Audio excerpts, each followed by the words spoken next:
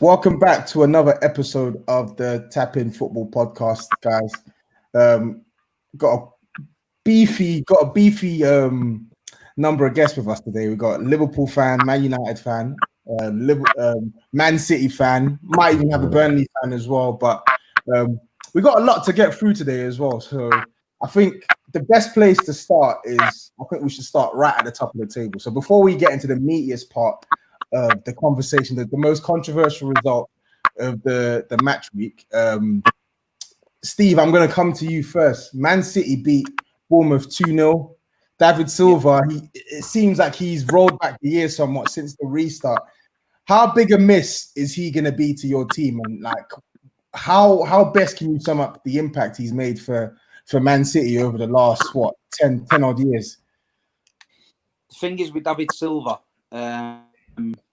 he doesn't get the plaudits all the time. Like I say, he's absolutely fantastic. And the thing is with him, he's an 8 out of 10 every single game, 8 or 9 out of 10 every single game. So people are just used to him being that good.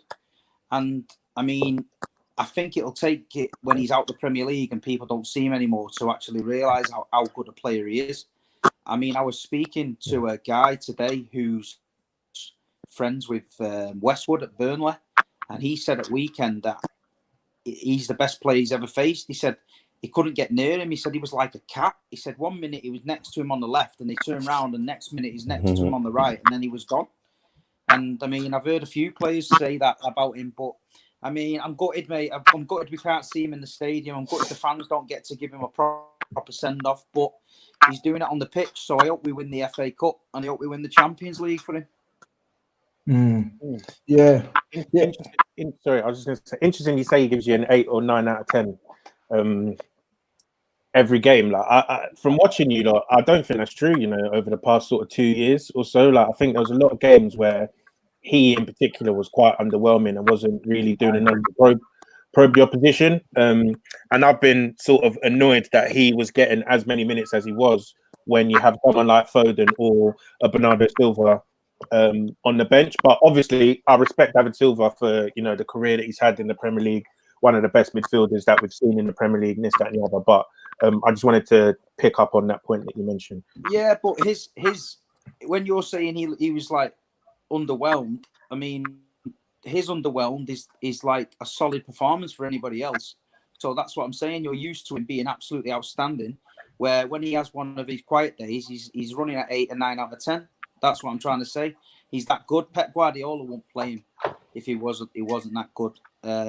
He is getting a little bit older now, but he's got all the brain there. He's playing good football still, but the legs are going. It's a shame for him, but look, he's been a great servant to English football. He's won the trophies. He's came over here. He's embraced it. He's a little Spaniard. He's used to sunshine. He lives in Manchester. It's raining all the time. It's miserable.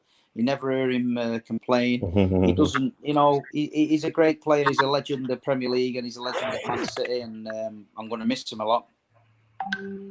Yeah, man. It's a big miss. I don't want to dwell on this game because I feel like Bournemouth put up a decent fight towards the second half. But I mean, this had nothing. This was always going to be nothing but a Man City win. We've seen some fight in Bournemouth recently over the past sort of 2 games. I mean, I know Leicester had a massive capitulation, but we saw a bit of fight in Bournemouth in the second half, even after conceding that brilliant goal by Gabriel Jesus. They really bounced back in the second half, and I think there was one chance I saw where they were unlucky not to put it in the back of the net. But I just wanted to just go around the room just to get the general consensus on whether we think that they are still definitely down, or is there a slight chance that they could stay up. But I just wanted to just go around the room. Okay. I don't know why there was an echo there. Sorry. Yeah. So what do we think then? Are they down? Are they definitely down? I think they're down. Yeah. Yeah, I can't see them. I think they're gone. Can't see them getting 2 wins out of 2 in their last 2 games, and other teams in and around them failing to pick up points. I can see probably Watford and West Ham picking up a couple of points, and Bournemouth not matching that. So yeah, I think they're gone, to be honest. It's going to be quite sad not to see Bournemouth in the Premier League, but yeah, it's how the table turns, I guess. Yeah. Fair. All right. Well, without further ado, I think we got to Yeah, move you on. can kind of tell. Go on. Sorry, Harold. Yeah. No, go on. You wanted And I to say say you something? can kind of tell that their players have kind of given up. Can you hear me? Yeah, I can hear you. Can you hear me? Yep, we can hear you. No, I was saying you can kind of tell that their players have kind of given up, and they know that it's done. So I don't see any way back for them. Well, you know who I don't see any way back from in terms of possibly being in the top 5. I'd have to say Liverpool, and I think that sort of takes us kindly to our next fixture, because I think no one on this God-given earth predicted what we witnessed on Wednesday. And I think back in January there was talk of Liverpool going unbeaten. Then when the unbeaten tag got chucked away, there was talk of Liverpool doing the treble. Then that got chucked away. Then there was talk of Liverpool doing the double. Then that got chucked away. And then it was like, yo, okay, cool. Liverpool are still going to be classed as one of the greatest teams. They're going to get 101 points. They're going to break Man City's record. And you ain't even broken Man City's record. So please explain to us that capitulation at the Emirates yesterday, because I don't know what I was seeing. I think Arsenal had like 2 shots on target the whole game, and they won, courtesy of your mistake. So talk us through what's going on at Anfield right now. It's difficult, man. I think for a long time the players have wanted to prove a point. They've wanted to show everyone that you guys are saying that we can't get it over the line, we can't win the league, we can't win the Champions League, and they felt, I'm guessing, when they officially won the league, they all felt that, wow, we finally proven everyone wrong. So now there's no need to kind of prove anything else.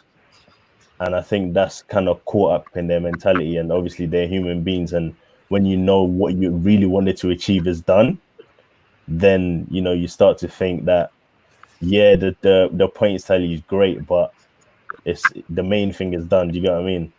Okay, you know what? That you're right. The main thing is done, and you have clinched your first ever Premier League title. But I'm gonna go on to before I go on to you, Big Steve. I'm gonna go to Aaqib now, because obviously Aaqib supports a team who, by all accounts, are the most dominant team in terms of winning Premier League titles.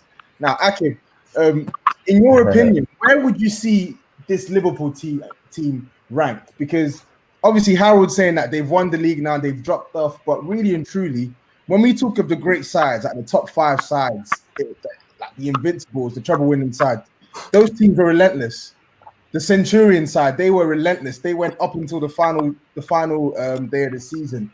Mourinho's Chelsea, they went up until the final game of the season. Even flipping Ancelotti's Chelsea, they were still thumping teams like 7, 8, 9-0 up until the last game of the season. So, in your opinion, do you think that this Liverpool team can be ranked in the top 5 best ever Premier League sides in the Premier League? Yeah, I think so. It depends on the day, but they're a very good team. We can't. They won the league after 31 games. And for me, you can go to seasons and stuff like that. It's like, We can't really hear you, Aaqib. Yeah, sorry, we can't really hear you. You know what? You sort your audio out. I'm gonna go to Dan. I'm gonna go to Dan quickly. So Dan, we had a pretty heated debate about this, and I was hinting as well that the top 5, in my opinion, was Jose Mourinho's Chelsea, Centurions, treble-winning Man United, this current Liverpool side, and then the Invincibles. And you sort of took offense to that. So has your view changed now that they're not going to hit that 100-point barrier? Yeah, I don't really take offense to it, to be honest. Obviously, like everyone's always trying to rubbish the Invincibles in it. Do you know what I mean? 12 draws this, 12 draws that. But I think, you know, sort of what people are seeing now is that after you have the league wrapped up, it's very difficult to keep that motivation to, you know, carry on winning or not losing games. Like you saw Liverpool, you know, turn up at the Etihad and they got trounced 4-0 the first game as soon as they, you know, had the league title wrapped up. And I think, you know, you have to give them their props. We've said it on the podcast previously. This is definitely one of the best teams that we've seen. But I think when you hold it up to the light, you know, and against some of the other teams that we've seen, what is their USP? Like you can say, yeah, they've won They won it. They won it the earliest. The earliest, yeah. But I would say that's basically you showing that the opposition really haven't been that much competition to you. Dominating. You know what I'm saying? Because when Man City won it with, I don't think that's fair, man. No, of course it's fair, because when Man City won it with 100 points and they're gonna finish with more points than you, right? How can you say that, you know, they won it earlier? Well, if Liverpool weren't as good, or Man United weren't as good that year, they would have won it earlier as well. Do you get what I'm saying? You can only beat what's in front of you. Yeah, but that's the thing. They were pushed. They were pushed till the end.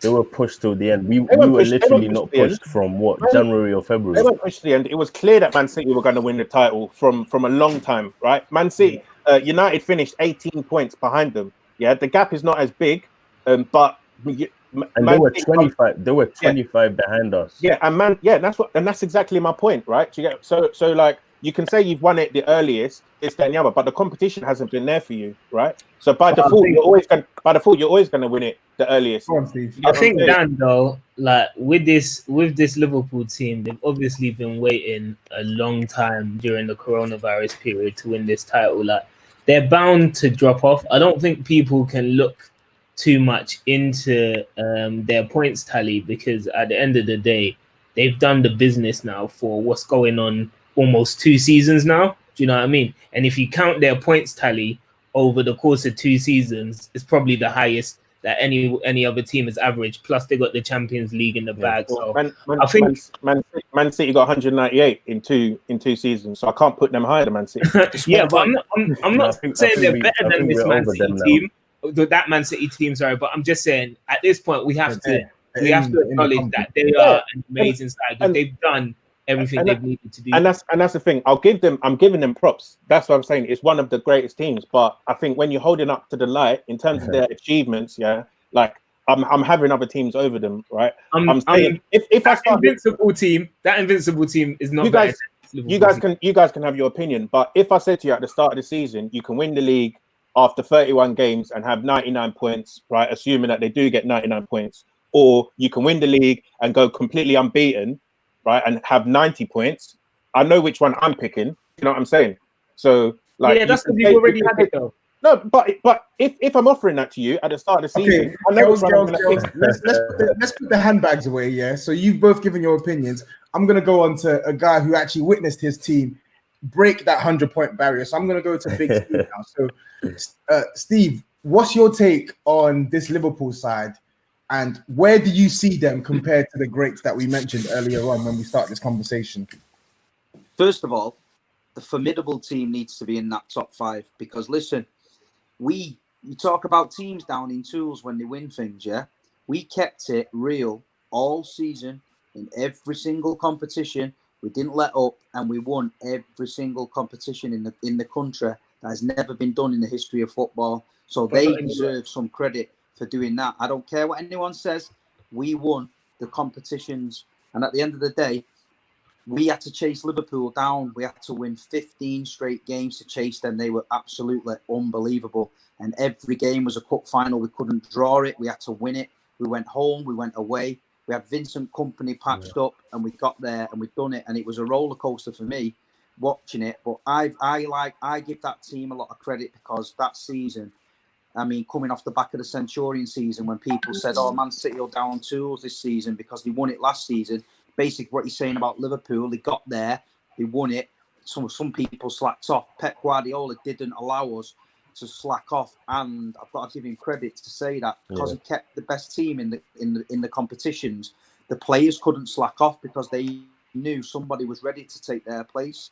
But this Liverpool team, I'll be honest with you, it's a fantastic side. I enjoy watching the football. I think Klopp's really got them playing. I admire what they've done. I mean, for what happened last season when they lost it to City on the last day, must have been absolutely devastating for that team. Yeah. So for them to bounce back and do what they've done this season, I mean, it's all credit to them. So if you're talking about achievements, what they have actually done after the kick in the teeth they got last year is quite amazing in its own right. So I know they've tailed off a little bit, and I'm so happy they didn't get the Centurion thing, because I've got Centurions tattooed all over my arm. So but no, listen, Dave, there's a groove for Liverpool. The real test for Liverpool, I believe, will be next season, because when we won it, Pep Guardiola said in his interview that certain players, no matter if you're superstars or not, they do have that champion mentality and they want to win it and win it. But certain players, younger players, think, oh, I'm a champion now, and they stroll around, they don't give 100%. So I'm intrigued to see Liverpool next year and see what they can do. And before I get back onto Liverpool, so Aaqib, I know you're chomping at the bit there. He's been itching to get into the conversation. Can you hear me? Yeah, I can hear you. I can hear you now. You finally sorted your audio. You're not stuck in the 1970s now. So, Liverpool. so just give us a right. Not anymore. Not anymore, in it. No more about history, in it. So you've obviously you've heard the conversation. You've heard everyone's opinion. So what's your take? Because I know Man United, we can make a case for the 07-08 Man United team, the treble-winning Man United team. And so on and so forth. So what's your take on that top 5 conversation? For me, they're definitely at the top 5. I think what they've done over the last 2 years, and probably what they will do in the next year, is amazing. This cycle hasn't yet been decided. So in 2016, I think Pep, Klopp, Conte, Mourinho, Poch, Wenger, Pep and Klopp are the only ones left. Now, next year is massive for me, because if Liverpool win the league next year, over that 5-year cycle, Klopp has done it. He's the man. 2 league titles and a Champions League. If Pep wins it, Pep's the man. He's won the league 3 times out of 5, 100 points, defending it like, I think, arguably the best defense in English football history of 98 points. So, it's very close. I'm not going to buy into this odds because they didn't get 100 points. They're not a great team. Agreed. They are a great team. The mere fact that we're celebrating them not getting 100 points says it all. A top team, and I think they will get 90 plus next year. So for me, I think they will be top 5. They will be superior to the Invincibles for me, and the Chelsea, back-to-back team. And that's purely because they've got European success. They've won a European Cup, and they've made 2 European finals as well. So I mean, you can't begrudge this Liverpool team. I think. Quick one though, right? Quick one. How do you rank it? Do you do per season or per like manager or squad? See, that's a tricky one. I go by. Go on. I go by cycles. I think if you go by season, Leicester trumps them all, because Leicester should have been relegated that year and they won the league. So if you want to talk about season by season, but they came 15th the year before, and they had Ranieri in, and people were like, "Oh, Pearson's gone, Ranieri's in." It's a bit of a tricky one, and he's gone and won the league. So if you want to go season by season, you can't look past Leicester. I look at cycles, and the criteria for me is you have to defend the league title.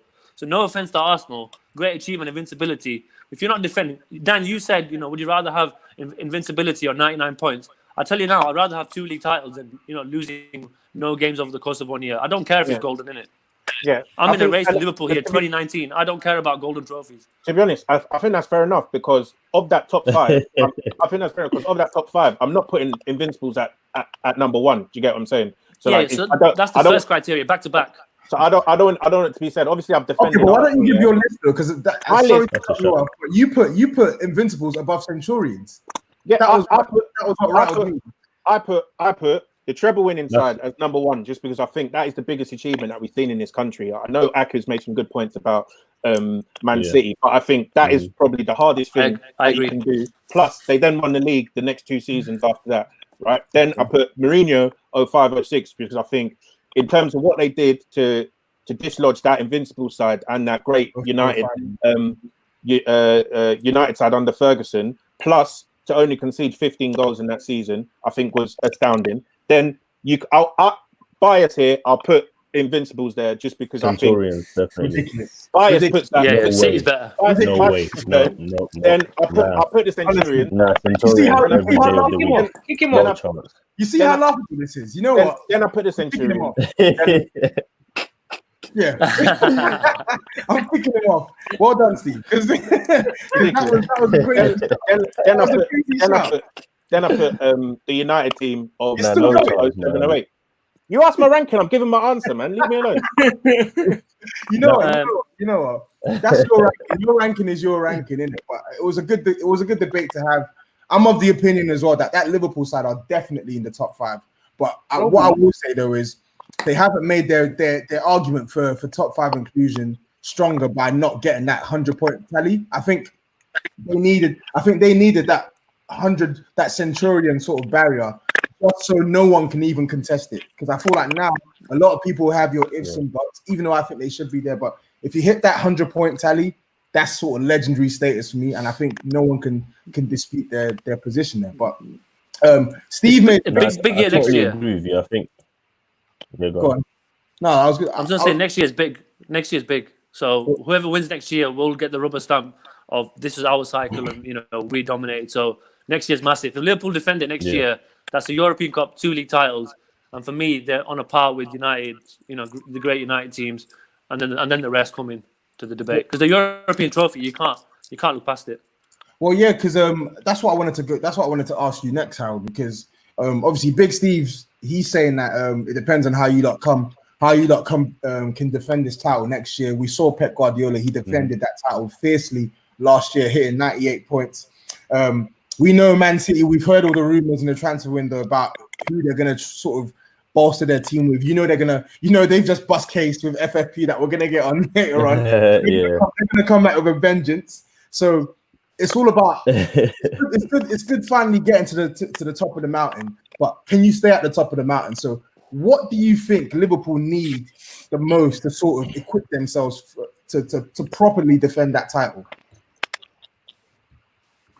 Yeah, I think it frustrates me a lot because I don't think we need that much. I think all we need is a left back backup. Doesn't have to be expensive. You can get 10-15 million, a very good solid backup. Then we need a forward, right? We need a forward. You can't expect the front three to keep going without any sort of pressure or any sort of like competition. They're human beings at the end of the day. Football players are human beings.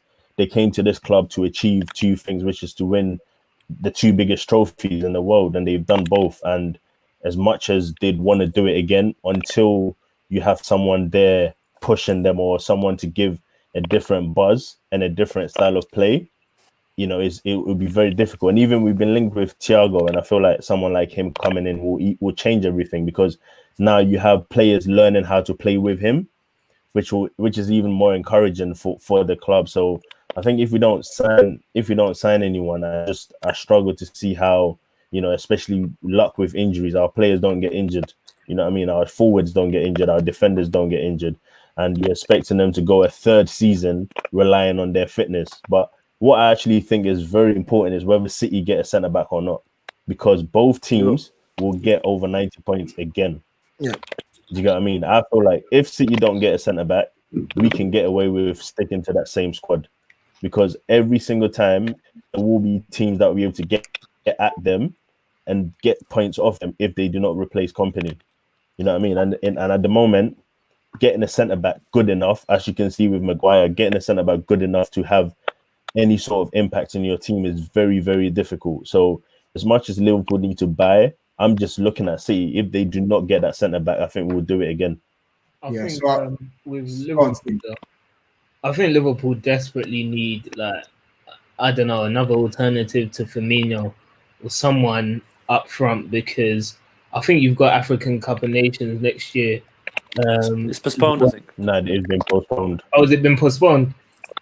Postponed, yeah. Yeah. Okay, cool. Yeah, but I still think Liverpool need another forward, because if I look at your team past the first 11, I think it's not comparable to United, because obviously your first 11 is much better than us, but I don't think you have a stronger bench as City's. And if the Premier League decides to go with this five subs for the course of next season as well, I could see City really turning up and sort of dragging games over the line, whereas I think Liverpool would much more struggle with the current crop of squad players that I've seen. And I'm looking at some of your bench players at the minute, like Shaqiri, like Minamino, like Origi. They're not quite at the level that I think are required to sort of come in and do the same or similar sort of job that your front three are doing now. So I think options going forward to me is quite key, because I think you've got good cover in midfield and defense as well. So sorry, Dan. Yeah, go on. I was gonna go to Steve quickly because I wanted to move on to the next topic. I wanted to talk about Man City again because obviously Pep Guardiola came out quite defiant in his press conference today. It was a weird sort of smugness because he's acting as if, oh yeah, they're completely innocent, but they've also had to pay like a 10 million euro fine. So clearly you're not innocent if you had to pay a fine. But obviously, Steve, we were talking about this on WhatsApp yesterday. So what is your take on sort of the FFP situation and where realistically, or better yet, who realistically will Man City sort of bolster that team with over the course of this summer? And Steve, can you answer why you got fined but you didn't get banned from the Champions League? That's what I want to know. We got fined for failing to comply with their investigation. So basically, when they asked for certain evidence at certain times, because we was in loggerheads with them, we didn't produce it on their timescale. So basically, it's like being charged with murder, getting found not guilty of murder, but then getting charged with resisting arrest. That's how I'm looking at it. So at the end of the day, the main charges, which all you people in there, said we were guilty of, the main charges the press said we was guilty of, and the main charges every football fan in this country said we was guilty of before this case, you already made your mind up, we were found not guilty. So put all that to bed now and judge us on the football ability that we've done over the last few years. Stop whinging. Stop crying, stop pretending that all these deals were made and inflated, because at the end of the day, we've done everything by the book, right? And the only thing we did was take a corrupt organisation to court and we won. And in 10 years' time, all you smaller teams out there, you'll realise that we've done you a favour. But how can you wait, one at a time. Appeal. You were so innocent, that you refused to supply evidence on time. That this would have been we're not supplying evidence to a corrupt organisation. That was our chairman said. He said we will supply evidence. When Cass said hold on 1 minute. Their evidence handbag emails. So would you cooperate with somebody that brought hacked emails to the table? No, you wouldn't. Okay, so that's what we did.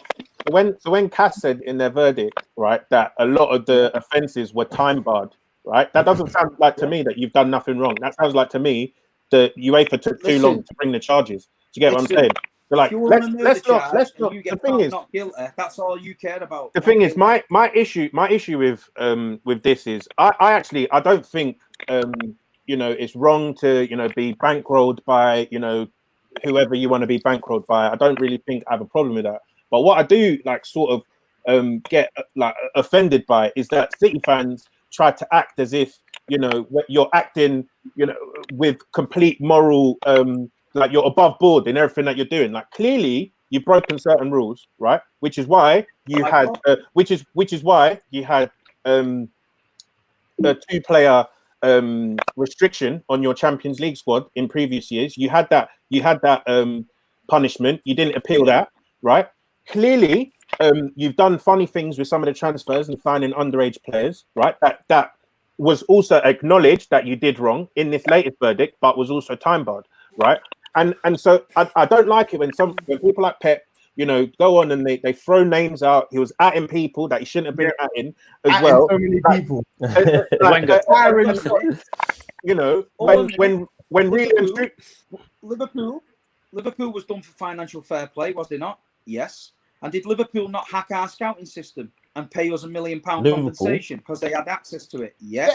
So that's you agreed to that. City agreed to the payment. It doesn't make it that's right. why Liverpool were not found guilty. It doesn't make it right. No, but you were actually guilty. What you're saying is you're not guilty, but they've shown that you were guilty. It was just not within the time frame that they can. Ban you. So you were guilty. It was just a case of you basically got away with it. Steve, I've got a comment though. So Dan said it best. Pep Guardiola, he came out all gunslinging as if they're the most innocent party and they're the most innocent team going. He was swinging his big dick around, just calling out every Tom, Dick, and Harry. You're getting taxed. You're getting taxed. So he actually said, "Oh, Man City." Everyone talks about how much money we've spent, but You look at, we couldn't get Harry. We wanted Harry Maguire. We couldn't get him. We wanted Alexis Sanchez. We couldn't get him. He almost made it pretend as if you lot didn't have the funds to get them. But wait a minute. You just spent 100 million on 2 fullbacks. You just spent 62 million on Mari.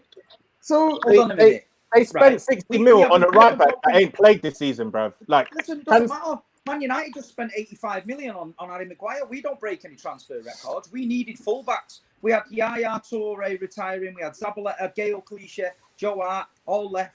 The thing is, listen, this is what I'm saying, yeah. No one cares about. No one cares about you spending money. No one cares about you spending money. Why are you trying to take the moral? No, but why are you trying to take the moral high ground? Why are you trying to take the moral high ground? Put your hands down. Why are you trying to take the moral high ground? We don't care about Man City, but at the end of the day, you're trying to say we're guilty, even though in a court of arbitration of sport we've been found not guilty. You're trying to now say we are guilty. Read the statement, right? Take it in. Stop being a salty as you are. Don't break transfer records. Don't pay the biggest wages in the world. At the end of the day, we're not guilty. And listen, if you're Pep Guardiola and you've done what you've done in English football, and for everyone to say you cheated, no wonder he came out like that. Because if I worked my ass off, right, for 4 years doing a job, and somebody came in and said I cheated, and then I got found not guilty, I'd be running around the streets shouting it, mate. So Pep Guardiola can do what he wants. End of story. Okay. All right, you know what? I think we've spoken about Man City, Liverpool too much. Before we move on to sort of the next part of the conversation, i.e. the top 4 race, it's actually very easy to forget that Arsenal actually won a match. Arsenal actually beat Liverpool. How is this match? How is this match ahead of United in the village? Ridiculous. Bro, shut your mouth. No one cares about this. Is absolutely ridiculous. I just said, I told you. You know what? That's it. Two teams who have nothing to. That's it. I'm done with it. I knew you were. All right. So next up, we're talking about United and Crystal Palace. This is spinning into chaos.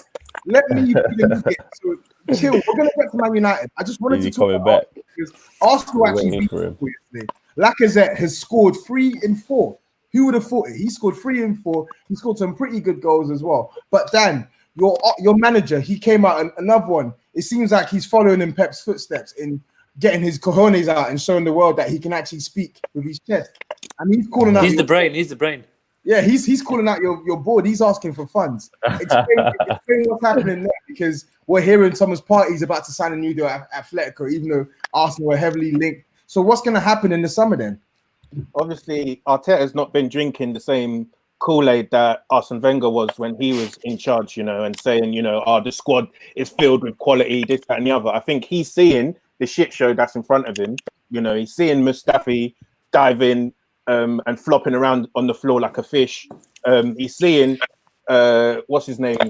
The Bosnian chap playing left back or trying to play left back, passing the ball to opposition players, and he's saying, I need investment, and he's saying that, I can't do this off the shoestring budget that you're trying to give me. Get your money out, fella. And I'm just hoping that, those Americans, for one, listen to him and pull their money out, because obviously they're saying financial fair play, not that it matters, is going to be relaxed this summer because of COVID-19. So this would be the perfect time for someone to be investing in the transfer market. So, we just have to hope that that they do it.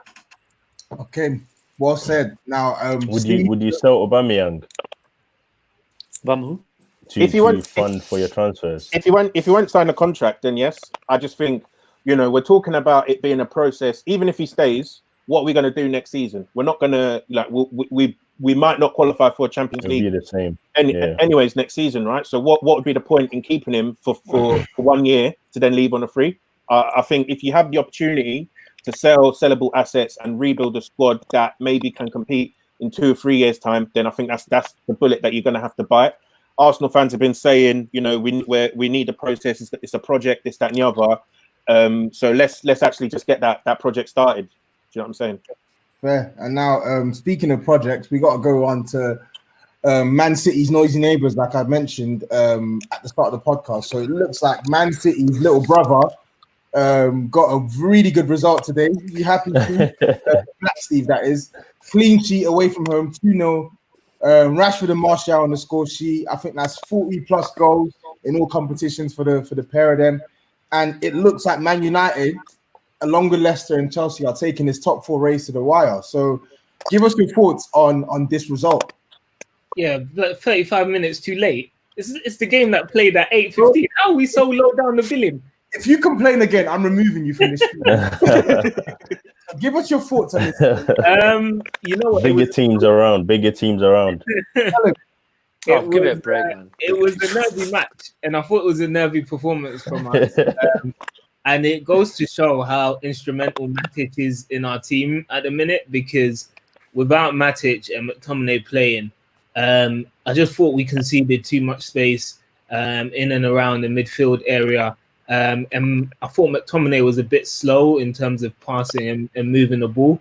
So in the first half, I thought Palace for large parts of the game were better than us. And I thought we were lucky to be ahead and lucky not to concede a penalty as well. But what I thought was good, and I was getting concerned that we might be bottlers, was when we actually needed the goals, you could see that we just picked up the tempo. And what we do have now is a combination of players who can pass the ball really quickly and capitalize on the pace of play. And obviously Fernandes again doing the business. But I thought Rashford today was really good and instrumental, obviously, in the 2 goals. And then obviously Martial again coming up trumps. There's 44 goals now for them over the course of the season, and 17 for both of them in the Premier League. So yeah, I was happy. But it was a nervy match from us, and I don't think it was a good or great performance. So Aaqib, I'm going to come on to you now because you're obviously United. So first of all, it seems Martial has definitely been eating his spinach, because I don't know what's in that guy, but we spoke about it in our chat earlier on at the start of the season. I remember as early as the Crystal Palace game, I think we sort of noted that, hold on, wait a minute, this guy's sort of all-round game has actually sort of improved. And that was right at the start of the season. That was even before he started going on this scoring spree as well. So it seems since the restart, he's come back with some real fire in his belly, and he's playing like a proper centre forward. Only now he's actually adding the consistency in the goals as well. So where is the limit for Martial, and where do you think Man United will end up next season? Or better yet, before next season, how do you think you'll fare now? Because you're still in the hunt for top 4. You're in the FA Cup semi-final on the weekend, and you're still in the hunt for a Europa League title. So can this Man United squad still stretch themselves thin and compete on all 3 fronts? I think the way the season has planned out, so the Europa League coming at the end of the Premier League season, has made it really easy for us. So if we were in a normal season right now, we would have dropped points in these games because we'd have to go Thursday night to the depths of Kazakhstan or something, and then come back and have a league match on Sunday. But the way it's worked out, I think we're going to get top 4, hopefully, and win the Europa League. I don't see us winning the FA Cup because I think Chelsea and City I think we're going to lose one of them 2 games. So I see us coming 4th, and I see us winning the Europa League because it's a knockout competition in a 2-week block. Martial, he's coming of age now. He's 24 years old. He's been here 5 years. He's finally playing through the middle. He's settled in Manchester. His kids are settled here. He had a lot of trouble with the women, shall we say, when he came to this country. So he had entanglement.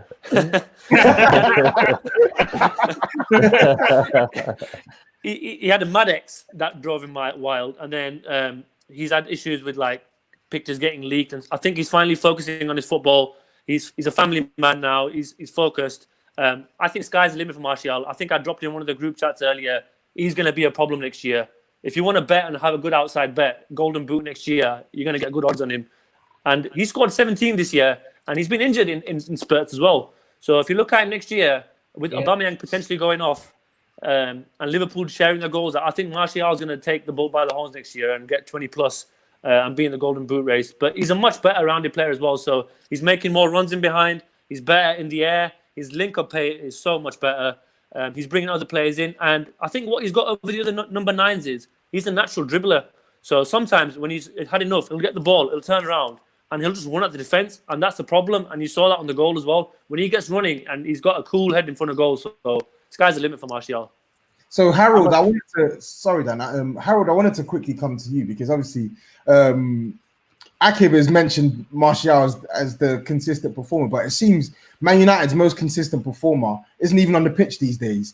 Man United's number 9 VAR. He's had another blinder today. He gifted them a penalty against Aston Villa, and he's blocked everyone's eyes from seeing a blatant penalty today. So, what is it with Man United? Because there's a rumor that obviously they're in with why do they always get the benefit of that when it comes to these decisions?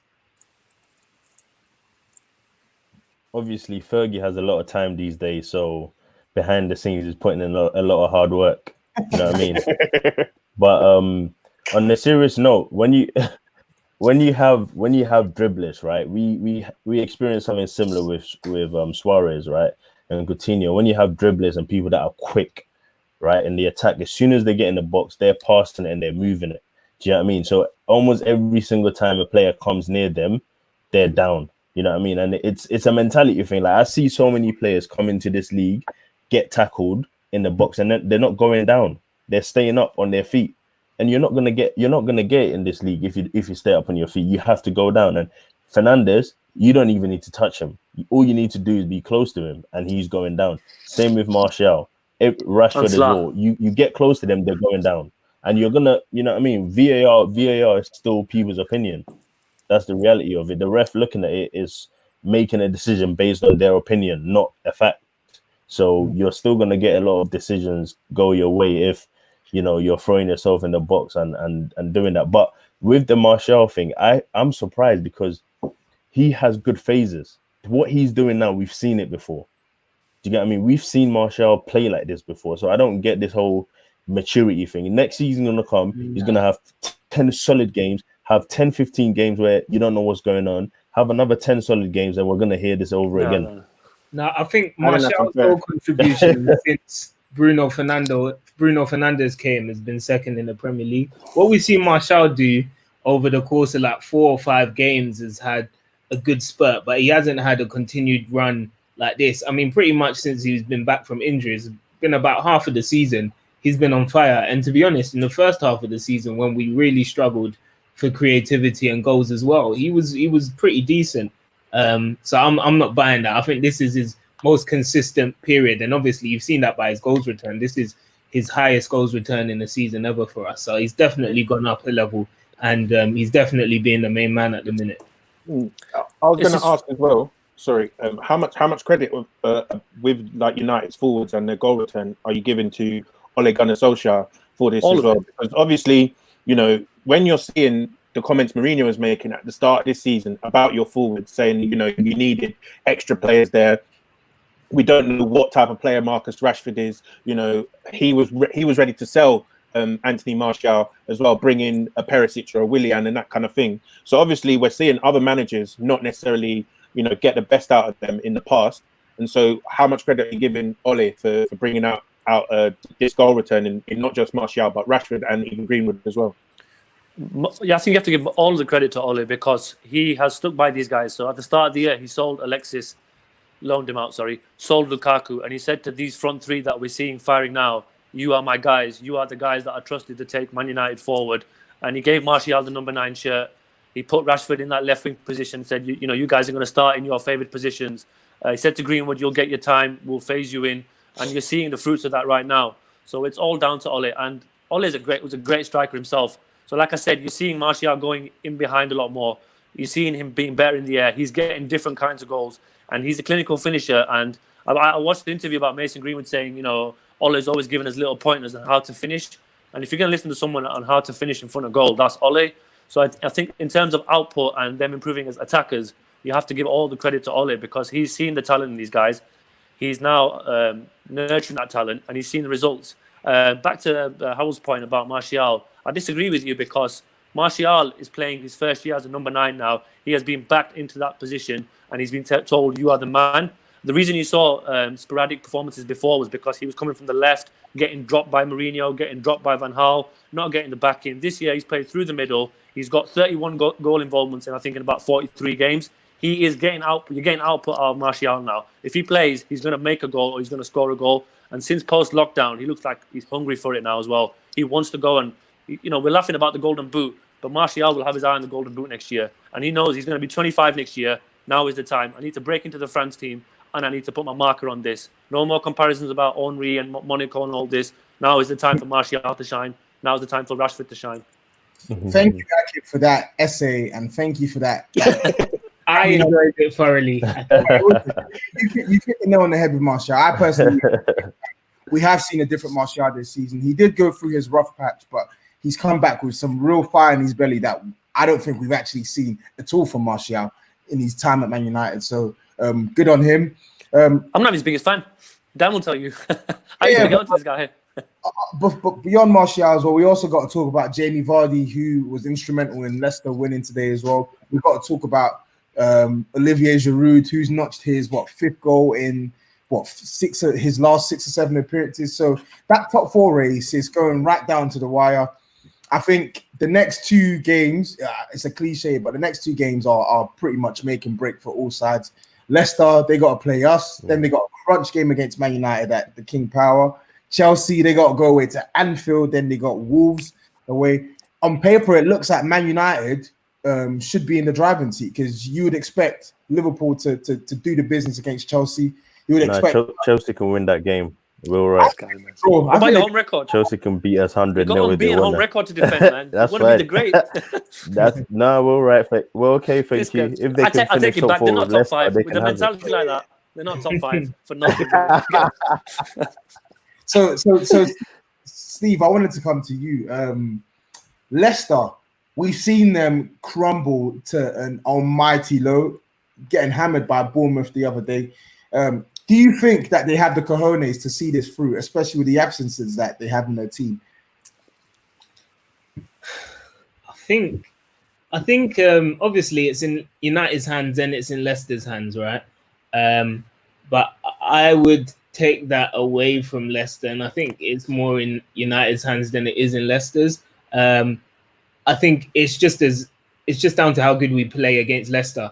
And I can see that being a really nervy and tricky game. I wouldn't want to call it right now because I think it can go either way. And I think if you look at our defense and you look at the type of team we might struggle against, it's sort of quick strikers. And I can see Vardy making a fool out of Maguire and it being a really nervy match. So I don't want to say Leicester are out of it, because I think they're picking up a bit of momentum. They look like they played really well against a good Sheffield United side today, and they should have won by more. So I think it's going to be tight. Hopefully by that point, Chelsea will have messed everything up for themselves and we can just stroll to 4th. But it's going to be close on the last day. I don't want to call it yet. I'm quietly optimistic, but I wouldn't say I'm quietly confident, especially on the performance I saw today. We need to be better than we have been in our last 2 games. So I think it's still anyone's position. Okay, fair play. Go on, Dan. I think they've said that this season is going to be decided on head-to-head, haven't they? Right, so it's goal difference. Is it goal difference? I was reading that. Someone said that actually, head-to-head, yeah. I was reading it's only head-to-head if after a goal difference, I think. Goal difference is equal, okay, all right. Yeah. Never mind. Ignore me then. So then, I was gonna bring in my Burnley mate Fraser, because obviously we have to talk about the Europa League as well.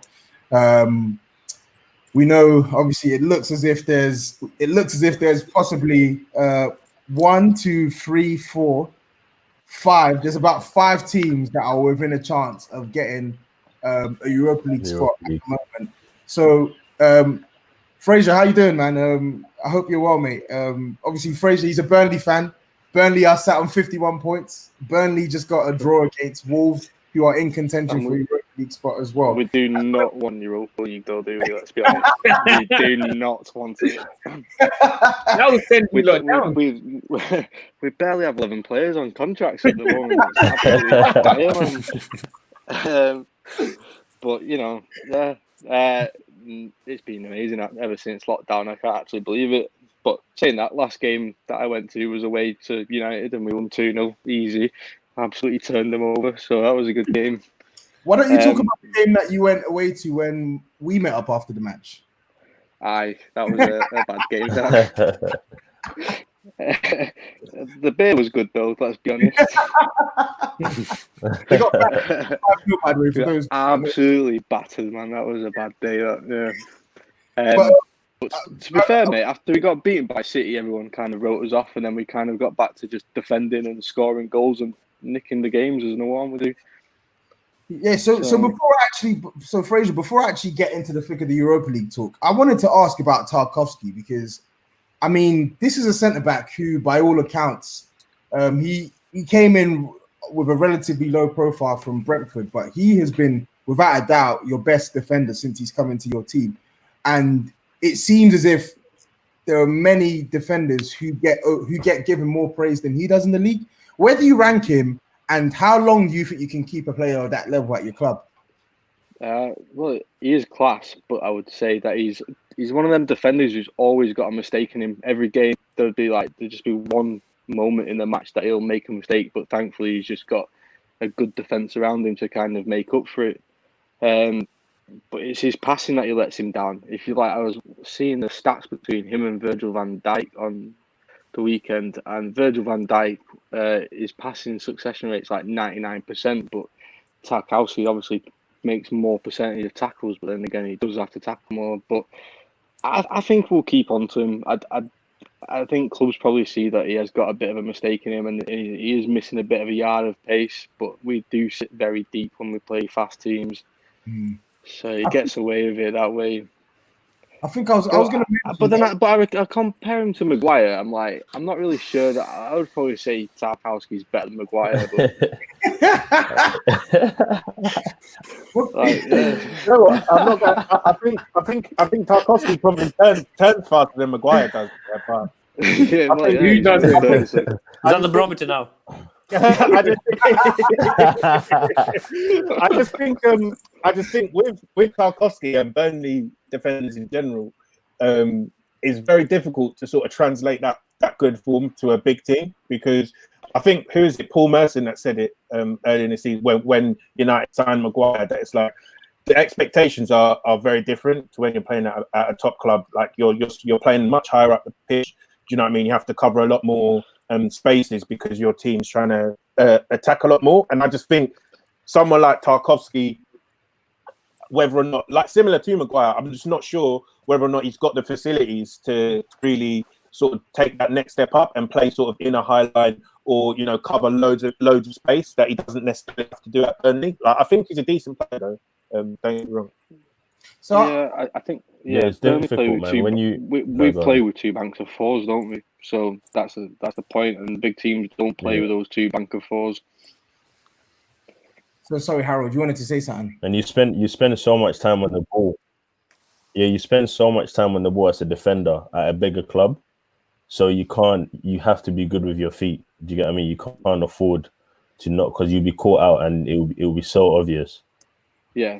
I mean, that was an interesting stat when we played West Ham, that we were the two lowest possession teams in the league of 36%. So neither team really had any idea of what to do when we were actually on the ball and going forward.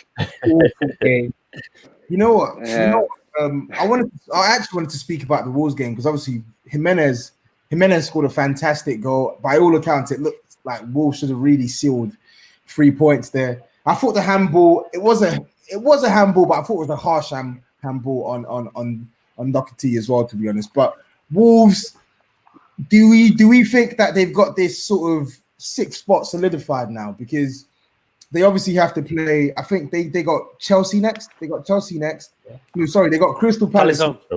Yeah. And then they got Chelsea away last game of the season. Do we think that them wrapping up sixth spot is confirmed, secured? No. Yes. Can you not give your specific reasons, or who's going first? So what, they're on 56? They're on 50. They're on 56 points. Yes. Yeah, I don't see them winning at the Bridge, so they've got to get a big result against Palace at home. If they can beat Palace, yeah. If they drop the ball against Palace, then the door's open for Spurs, Sheffield United, or whoever else is down there. I could see him easily beating Chelsea. They could beat Chelsea. I can't. I think last day Frank will get a result. last home match as well.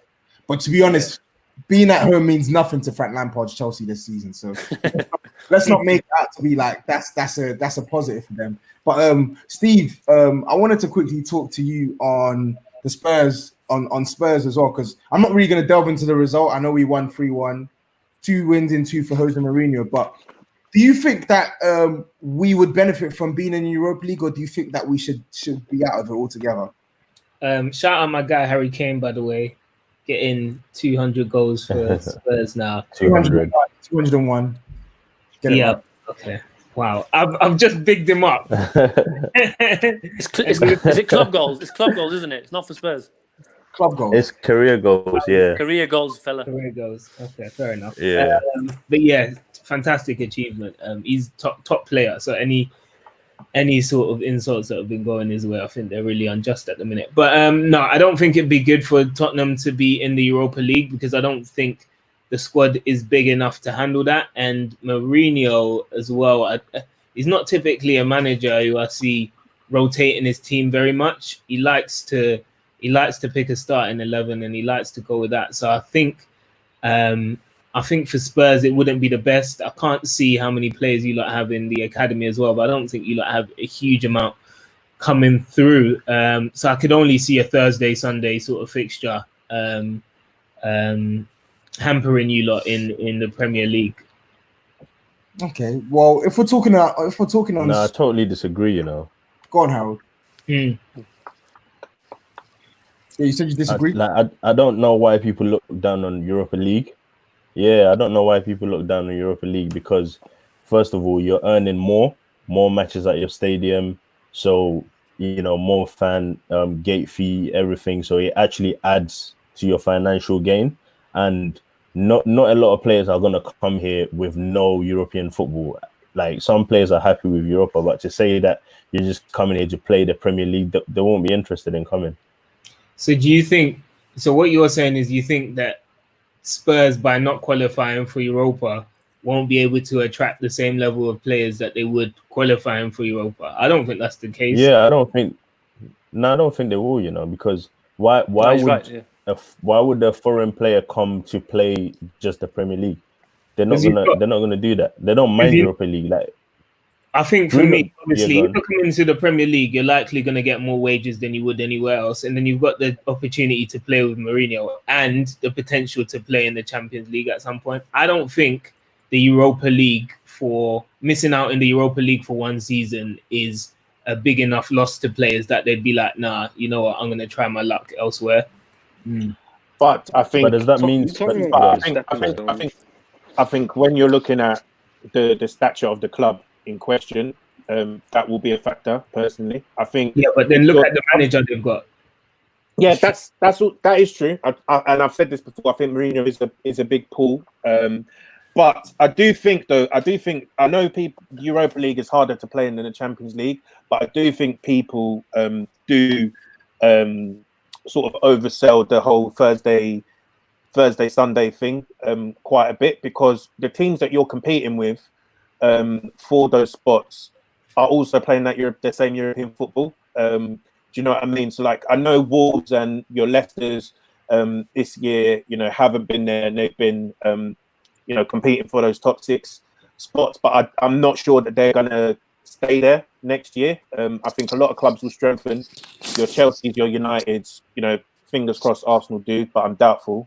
And I think, you know, it's only really a benefit to be in Europe. Personally, I think that people are saying, you know, because they think they've seen Chelsea, you know, win a league under Conte without having Europe. They say, oh yeah, you know, that's what my team's going to do, not being in Europe. But I don't actually think the reality of the situation is that cut and dry, personally. What I like about Europa.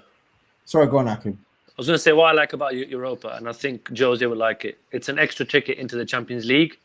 So if you do cop the league up, you've got that to fall back on. And Mourinho is a good manager to fall back in that Europa League tier to come out and get the trophy and get the spot next year if the league goes tits up. So I think Mourinho, for that reason alone, you just want to keep the Europa League as a valid option. So you'd rather have it than not for Spurs. So a lot of games to play for that, though. It is. He saw it with us, though. He came 6th and he won. It's still a competition nonetheless. So, guys, I I just wanted to sort of we've got a listener question here as well that sort of brings me on to my last 2 points. So the last couple points, the golden boot as well. So we have Jamie Vardy on 23. We have Aubameyang on 20 goals. We have Danny Ings, who scored again today in Southampton's draw with Brighton on 20 goals. We have Mohamed Salah on 19. How do we see this golden boot panning out? Martial 17. With you notice how I didn't mention him. I'm joking. I said next year. Yeah. So how do we think that this the golden boot is going to be decided? Is it definitely Jamie Vardy's to lose? That's Vardy's all day.